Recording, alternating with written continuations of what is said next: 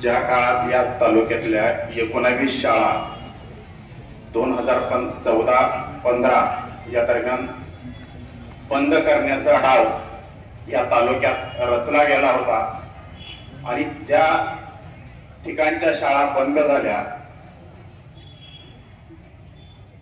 तो हा तालुका आहे।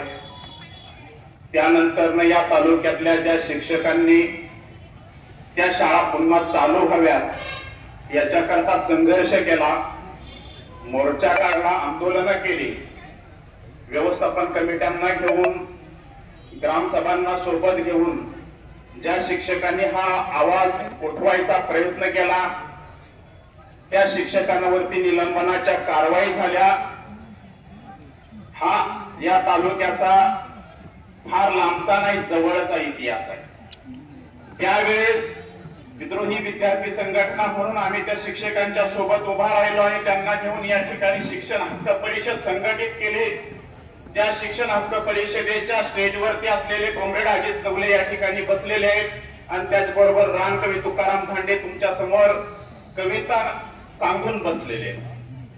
त्यावेळेस आम्ही हे म्हणत होतो की 2014-15 या दरम्यानच्या 19 शाळा बंद करण्यात आल्या। त्या बंद होत असलेल्या शाळा हा एक टेस्ट प्रोग्राम आहे, हा एक शासनाचा डाव आहे। अनिकेत आत्ताच जे म्हणाला ते खरं आहे की कुठलंही सरकार आलं तरी शिक्षणाचा अजेंडा सारखाच असतो, तो बदलत नाही। गेलेलं सरकार आलेलं सरकार तो अजेंडा पुन्हा पुढे रेटिंग असतं, पुन्हा करता रेटिंग असतं।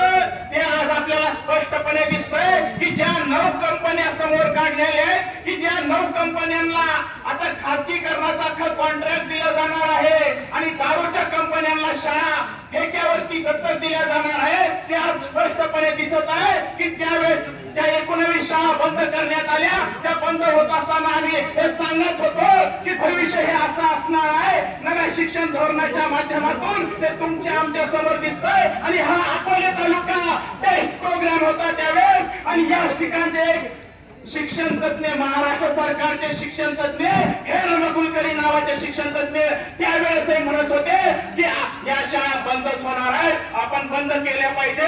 ज्या शाळा बंद होणार आहेत त्या वाचवायचं कारण नाही, आम्हाला जाहीरपणे त्यावेळेस आम्ही बोलत होतो, आजही आम्ही बोलत होतो, आजही त्यांची भूमिका तीच आहे। सरकारचे पाय चाटून गरीबांचा निषेध निषेध भूमिका घेतल्या पाहिजे। गोरगरिबांच्या ताटात माती घालवणाऱ्यांच्या विरोधात भूमिका घेतल्या पाहिजे। आज या ठिकाणी त्यावेळेस छोटासा मंडप होता, 2च फळ्या होत्या, एवढा मोठा मंडप लावून ज्या शिक्षकांनी आज ही परिषद आयोजित केली, ही समिती संघटित केली आणि शिक्षण हक्क बचाव कृती समितीच्या माध्यमातून सगळ्यांना सोबत घेऊन या ठिकाणी जे आंदोलन उभं केलं ते शासन सत्तेला धोरणात बदलवायला भूमिका घ्यायला भाग पाडण्याकरता आपण संघटित झाला, मी त्याबद्दल तुमचं अभिनंदन करतो। अकोला तालुक्यात झालेले प्रोग्राम आणि आजही एक सुरू असलेला शिक्षण नव्या शिक्षण धोरणामध्ये असलेला शिक्षण संकुल समूह शाळा त्याच्यातला छोटा प्रोग्राम आहे मित्रांनो।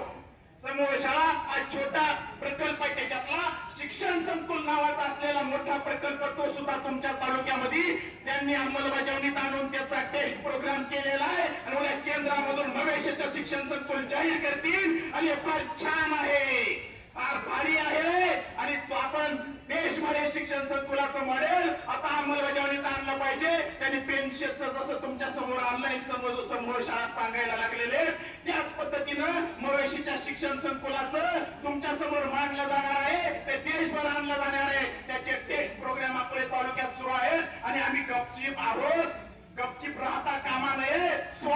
2016 साली ही संख्या असती ना केंद्राच्या आणि राज्याच्या सरकारला सुद्धा झट मारून गपचीप बसावं लागलं असतं। कॉम्रेड अजित नवले त्यावेळेस सांगत होते की हे धोरण पुढे गेलं नसतं, भविष्याची पावलं ओळखायला आपण शिकायला पाहिजे।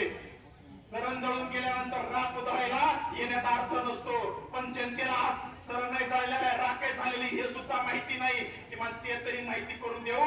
काय नालायक लोक सत्तेत बसवले की जे उघड्या ढवळ्या कालच सरकारी दवाखान्यांना खासगी करण्याच्या कचाट्यात आणण्याकरता त्यांनी एक जाहीर केलेलं जी आर आपल्या समोर आला, त्याच्याबरोबर तर तहसीलदार पद सुद्धा कॉन्ट्रॅक्ट बेसवरती देण्याचं त्यांनी जाहीर केलं. शाळा हा काही नवा प्रोग्राम नाही आहे, तो जुनाच आहे. परंतु येणारं सरकार चांगलं असलं पाहिजे, येणारे सत्तेवर बसणारे चांगले असले पाहिजे, जे शिक्षणाच्या बाजूने विचार करतील, जे आरोग्याच्या बाजूने विचार करतील, जे रोजगाराच्या बाजूने विचार करतील, ते जाती धर्माच्या बाजूनं विचार न करता जाती धर्माला सलोख्याने वागवणारे विचार करतील. अशा भूमिकेने घेऊन पोटाचा विचार करणारं सरकार असलं पाहिजे. या भूमिकेनं आम्हाला जावं लागणार आहे. कारण मनुस्मृतीचा चातुर्वर्ण्यातला चौथा स्तर, शेवटचा स्तर उभा करायचा हा सगळा कार्यक्रम आहे. आणि चातुर्वर्ण्यातला शूद्र ज्या पद्धतीनं राबत होता, ही व्यवस्था उभी करीत होता, त्याच्या वाट्याला काहीच जात नव्हतं. तो फक्त राबत होता, मरत होता, राबत होता, मरत होता. त्याच्या राबण्याचं सुद्धा मूल्यमापन बाबासाहेब आंबेडकरांनी संविधानाच्या माध्यमातून केलं. आणि ते संविधान नष्ट करून चातुर्वर्ण व्यवस्था तोडत मनुस्मृतीच्या निमित्तानं उभी करायची. ज्या शिवाजी महाराजांनी चातुर्वर्ण गाडला,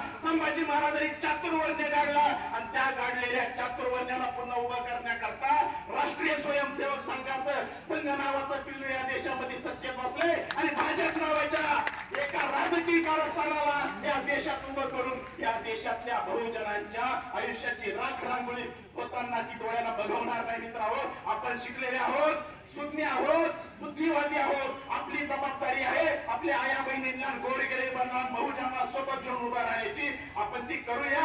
कष्टकऱ्यांची लेकरं आहोत, तर कष्टकऱ्यांच्या बाजूला उभं राहूया. शेंडी ताणण्याच्या बाजूला उभं राहिलो तर आपल्या देशाचं आणि आपलं वाटवण झाल्याशिवाय राहणार नाही. म्हणून मी पुन्हा अभिनंदन करतो इथं सगळ्या जमलेल्या शिक्षकांचं, सगळ्या विद्यार्थी कार्यकर्त्यांचं, इथल्या सगळ्या मान्यवरांचं. आणि थांबतो. धन्यवाद. जिंदाबाद. संविधान जिंदाबाद.